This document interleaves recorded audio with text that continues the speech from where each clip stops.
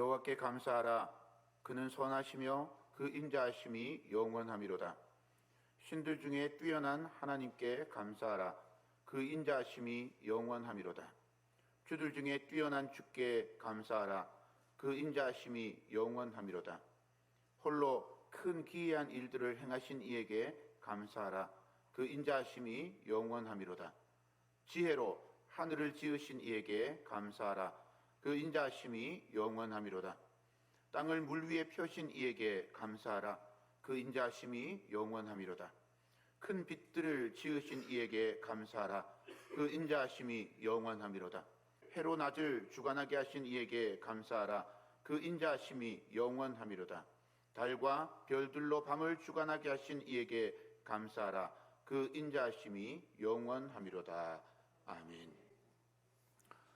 사랑하는 여러분, 오늘 2025년 마지막 주일 예배를 하나님께 드리게 되었습니다. 말씀을 준비하면서 2025년에 가장 기억에 남는 일이 무엇이었나 이렇게 생각해 보았습니다. 우리나라 전체로 보면 슬픈 일들이 많았어요. 무안에서 여객기가 추락한 사고가 있었고요. 21세기에 계엄을 경험하기도 했습니다. 우리나라 최대의 산불을 경험하기도 했고요. 또 최대 규모의 개인정보 유출을 경험하기도 했습니다. 슬픈 일들, 아픈 일들도 많았지만 또 생각해 보면 나라 전체로 행복한 일들도 많았어요. 캐대헌 들어보셨습니까? 못 들어보셨죠? 그죠? 캐대헌이라는 만화 영화가 있어요. 그게 엄청 인기가 많았대요.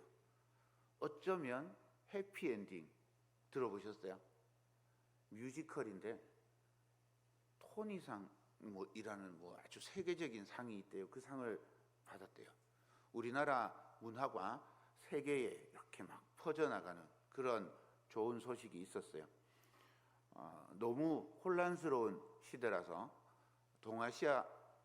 동계 아시안 게임, 동아시아가 아니고 동계 아시안 게임에서 우리나라가 2등을 했습니다. 기억도 안 나죠? 네. 아펙 경주에서 아펙이 열렸습니다.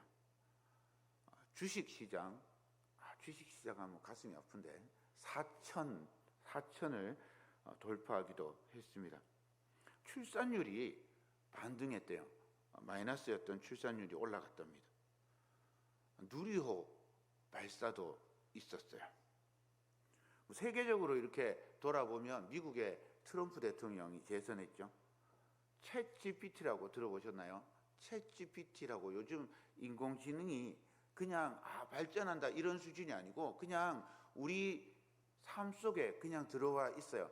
그래서 챗GPT니 제미나이니 이런 거에다 물으면요, 얼마나 똑똑하게 잘 가르쳐 주는지 모릅니다. 해달라는 거 다 해줍니다.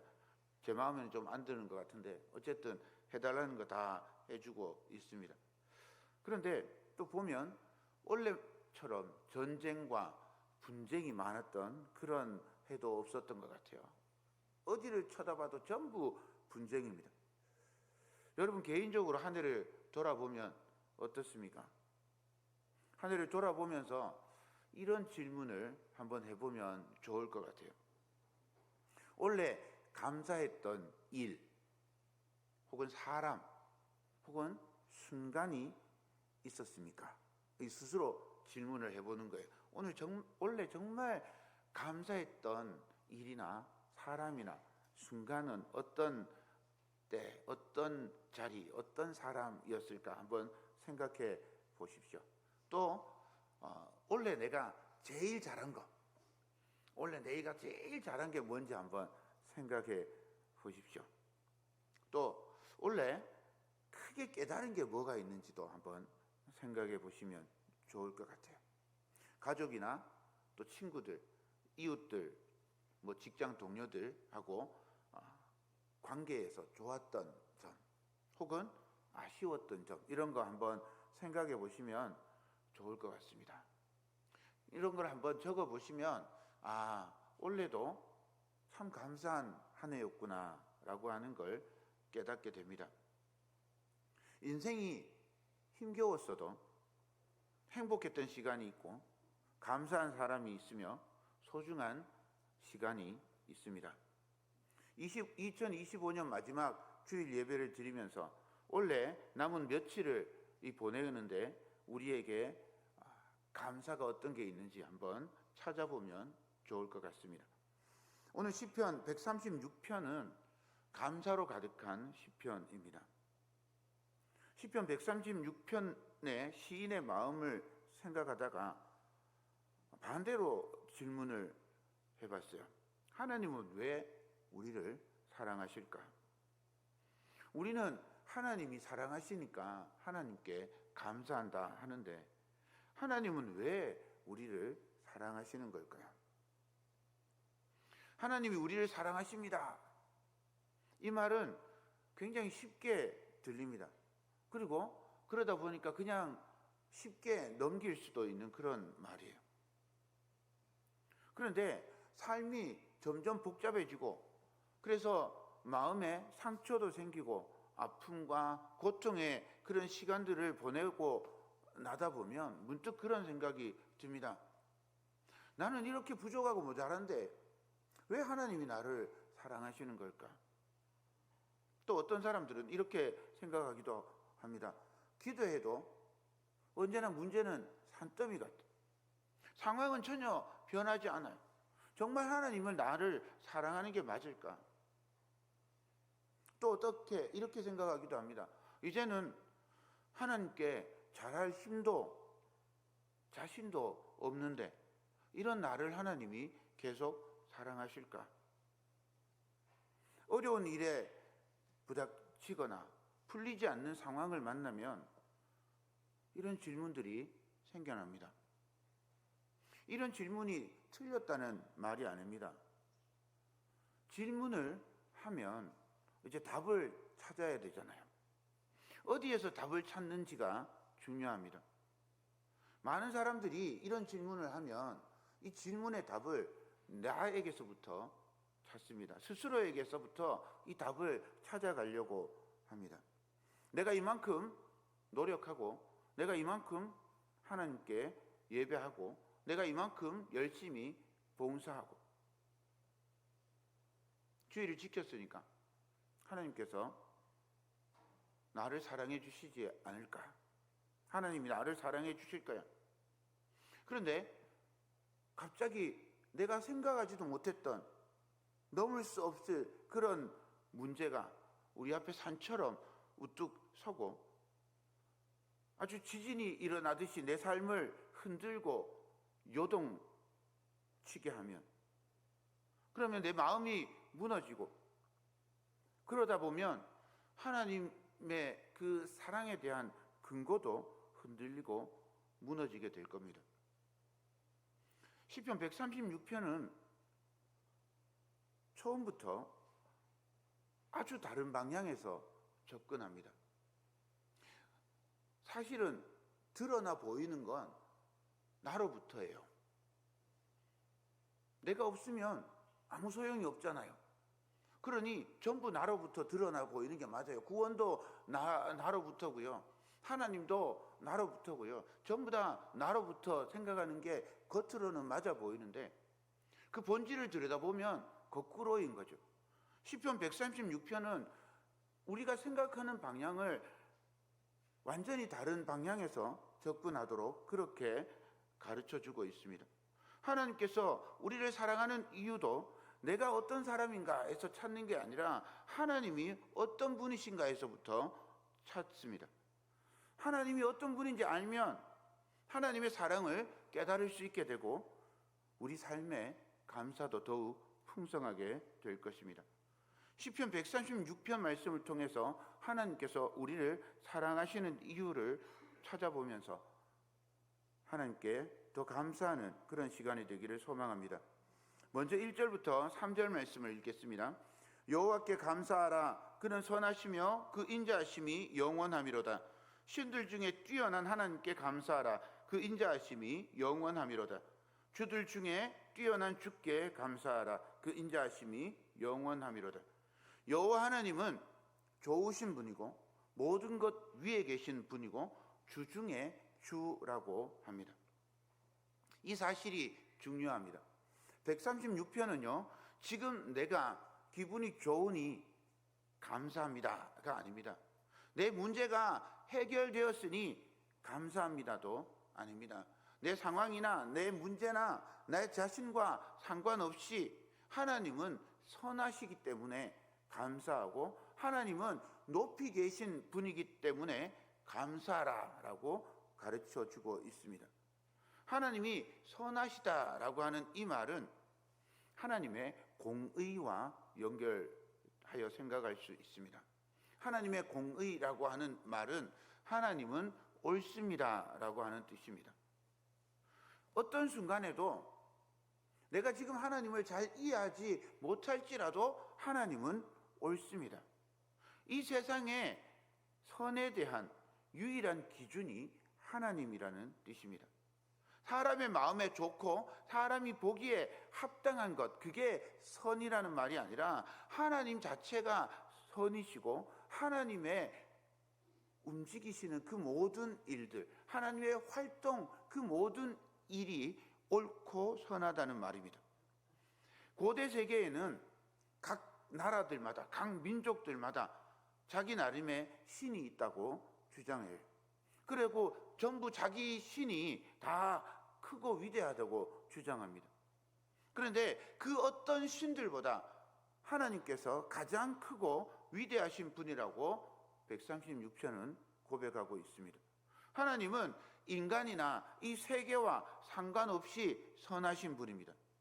하나님의 선하심이 우리와 무슨 연관이 있고 선하시고 우리와 연관이 있고 공의롭고 이게 아니라 그냥 하나님 자체로 인간이 있기 전에, 이 세계가 있기 전에, 이 천지 만물이 만들어지기 이전에 태초에 하나님은 선하시게 홀로 존재하셨던 겁니다.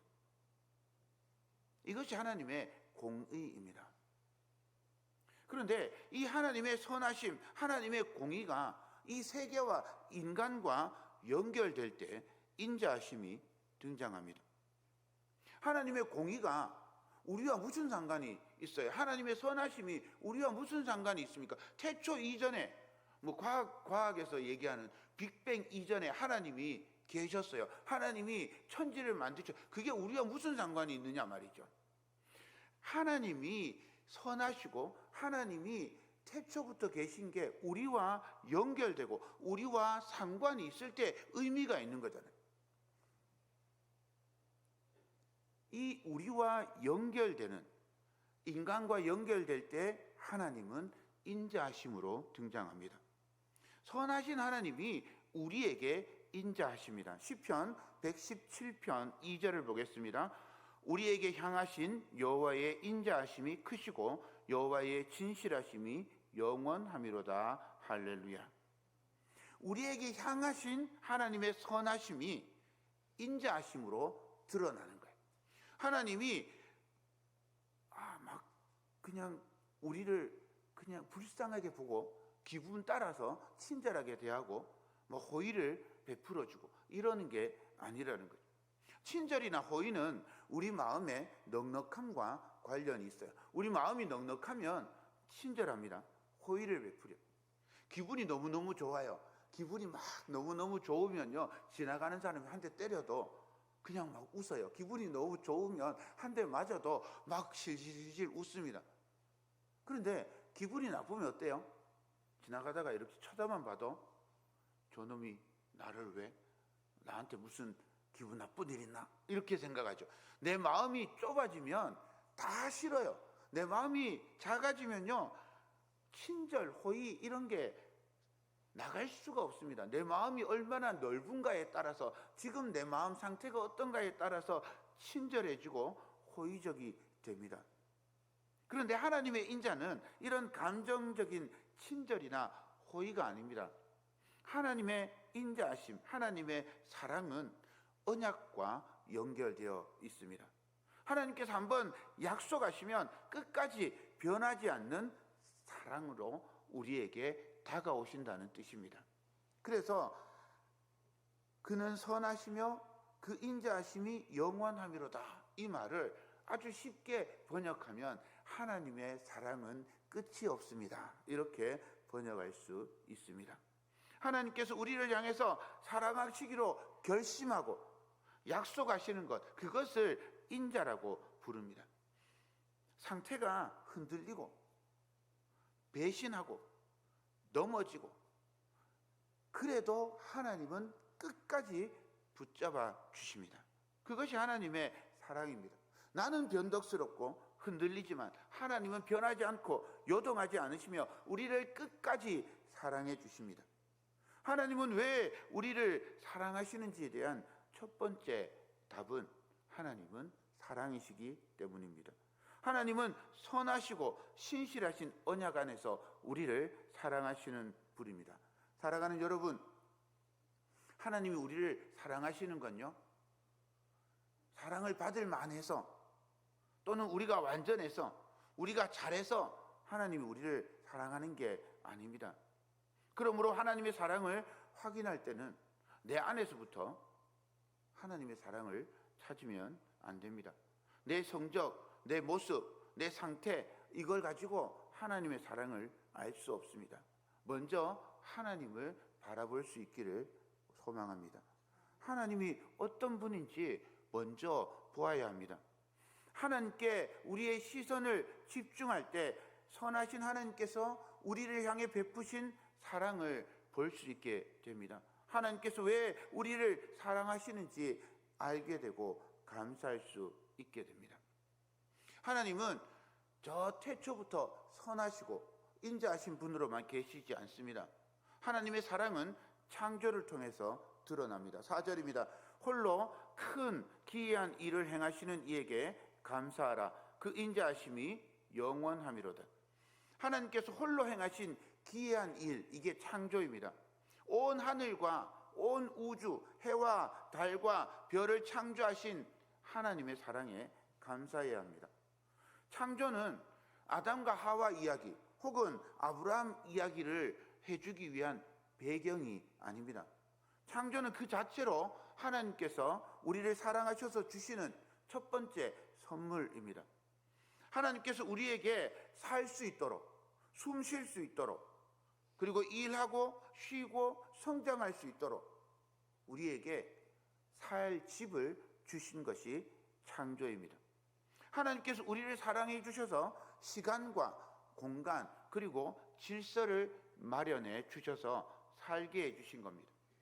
우리는 이 하나님의 사랑이 너무 크고 기이해서 이걸 잘 알지를 못해요. 그냥 우리 눈에 보이는 사건들만 하나님의 사랑이라고 느낍니다. 병에 걸렸다가 나으면 하나님의 사랑이 크시구나. 큰 위기를 넘기면 하나님이 정말 나를 사랑해 주시는구나. 막 생각지도 못했던 큰 복을 받으면 하나님의 사랑이 놀랍구나. 막 이렇게 고백하죠. 그런데 가만히 생각해 보십시오. 병에 걸리지 않음이 사실은 더 큰 은혜입니다. 위기가 없던 날이 하나님의 사랑이 더 놀라운 거죠. 시편 136편은 그래서 그 큰 사랑보다 매일매일 우리에게 주어지는 은혜를 기억하게 합니다. 온 우주는 사실은 매일 우리에게 주어지는 은혜를 보여주는 일들인 겁니다. 우리 오후 예배 때 부르기도 했던 찬양인데 은혜라는 찬양이 있습니다. 이 찬양을 들을수록 하나님의 사랑이 이렇게 저에게 오는구나 라고 하는 걸 알게 되었습니다. 내가 누려왔던 모든 것들이, 내가 지나왔던 모든 시간이, 내가 걸어왔던 모든 순간이 당연한 것 아니라 은혜였어. 아침 해가 뜨고 저녁의 노을, 봄의 꽃 향기와 가을의 열매, 변하는 계절의 모든 순간이 당연한 것 아니라 은혜였어. 우리가 당연하게 누렸던 모두가 사실은 당연하지 않았고 모두가 하나님의 은혜였습니다. 하나님이 우리를 사랑하시는 이유, 우리가 하나님의 사랑을 깨닫고 감사하는 이유는 멀리 있지 않습니다. 해가 뜨는 것, 밤이 찾아오고 우리가 편안히 잘 수 있게 되는 것, 숨쉬고 일상을 살아가는 그 모든 것들, 그 당연한 것들이, 그 당연한 일상이 하나님께서 우리를 위해서 베푸시는 그 크고 기이하고 놀라운 사랑에 근거하고 있음을 깨닫기 바랍니다. 당연하게 느낄 때는 감사를 느낄 수가 없습니다. 그리고 그 당연함이 사라지면 원망만, 불평만 하게 됩니다. 하나님이 귀하고 크신 은혜와 사랑을 깨닫는, 그래서 감사하는 이 남은 한 주간 되기를 소망합니다. 하나님이 우리를 사랑하시는 이유가 이제 우주에서부터 구체적으로 내려옵니다. 이스라엘을 애굽에서 구원하시고 광야에서 인도하시는 모습을 통해서 하나님이 구원과 인도하시는 사랑을 베풀어 주심을 알게 하십니다. 11절과 12절 그리고 16절을 차례로 읽어드리겠습니다. 이스라엘을 그들 중에 인도하여 내신 이에게 감사하라. 그 인자하심이 영원함이로다. 강한 손과 표심팔로 인도하여 내신 이에게 감사하라. 그 인자하심이 영원함이로다. 그의 백성을 인도하여 광야를 통과하게 하신 이에게 감사하라. 그 인자하심이 영원함이로다. 하나님은 온 우주를 창조하시고 믿는 자와 믿지 않는 자에게 골고루 은총을 베풀어 주시는 사랑으로만 끝내지 않습니다. 구체적인 상황으로 들어오셔서 하나님의 백성이 받던 그 고난과 억압에서 구원해 주십니다. 막힌 길 앞에서 바다를 갈라서 길을 만들어 주십니다. 아무것도 보이지 않고 먹을 것 마실 것 없는 광야에서 길을 인도하여 주시고 먹고 살게 해 주셨습니다. 우리 인생에도 홍해 같은 순간, 우리 힘으로 해결할 수 없는 장벽, 능력의 한계를 절감하는 광야 같은 곳을 만날 때가 있습니다. 그때마다 우리 마음이 흔들립니다. 하나님이 나를 사랑하시는데 왜 이런 장벽이 생길까? 가슴이 답답해집니다. 그런데 여러분, 애굽에서 이스라엘을 구원하신 하나님은 문제없는 인생을 주시는 분이 아니라 막힌 데서 길을 열어주시는 분입니다. 바다는 여전히 이스라엘 백성 앞에서 철썩거리고 몰아세우고 있습니다. 그런데 그 바다를 갈라지게 하고 길을 만들어 주십니다. 광야는 여전히 이스라엘 백성들을 좌절하게 하지만 하나님께서 인도하셔서 길을 찾게 해 주셨습니다. 죄로 인해서 죽을 수밖에 없는 앞뒤로 꽉 막힌 인생 같은 우리에게 예수 그리스도께서 오셔서 죄와 사망 권세를 깨트리고 생명의 길, 구원의 길을 주셨습니다. 히브리서 10장 19절과 20절입니다. 그러므로 형제들아, 우리가 예수의 피를 힘입어 성소에 들어갈 담력을 얻었나니 그 길은 우리를 위하여 휘장 가운데로 열어놓으신 새로운 살 길이요 휘장은 곧 그의 육체니라. 우리 주 예수 그리스도께서 십자가로 흘리신 그 보혈로 열어놓은 새로운 살 길, 구원의 길로 우리를 인도하여 주시는 줄 믿습니다. 우리 주님께서 열어주신 그 길을 따라서 하나님의 사랑을 깨닫고 감사하는 저와 여러분 되기를 소망합니다. 이 하나님의 사랑, 예수 그리스도의 사랑은 저 옛날에만 있었던 일이 아닙니다. 오늘도 계속됩니다. 23절과 24절입니다. 우리를 비천한 가운데서도 기억해 주신 이에게 감사하라. 그 인자하심이 영원함이로다. 우리를 우리의 대적에게서 건지신 이에게 감사하라. 그 인자하심이 영원함이로다. 시편 136편은요 저 멀리 우주에 우리와 전혀 상관없이 태초부터 계신 하나님에게서부터 이제 이스라엘의 그 역사 속으로, 그리고 이 예수 그리스도의 은혜 속으로, 그리고 지금 우리에게로 오십니다. 비천하고 비참한 처지에 있을지라도 우리를 사랑하시는 하나님께서 우리에게 오셔서 우리를 다시 일으켜 주십니다.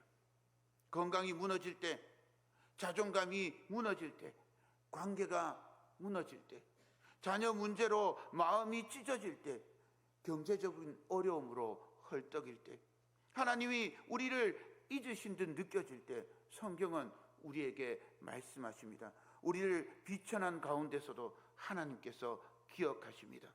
우리가 대단하고 능력이 있고 잘나서 하나님이 사랑하는 것이 아니라 우리가 가장 낮아졌을 때, 약해졌을 때 약속을 잊지 않으시고 독생자 예수 그리스도를 보내셔서 우리를 구원해 주시고 성령님을 통하여 우리를 위로하시고 격려하시고 다시 일으켜 세워주시는 분이 구원의 하나님, 우리를 인도하시는 사랑의 하나님이신 줄 믿습니다.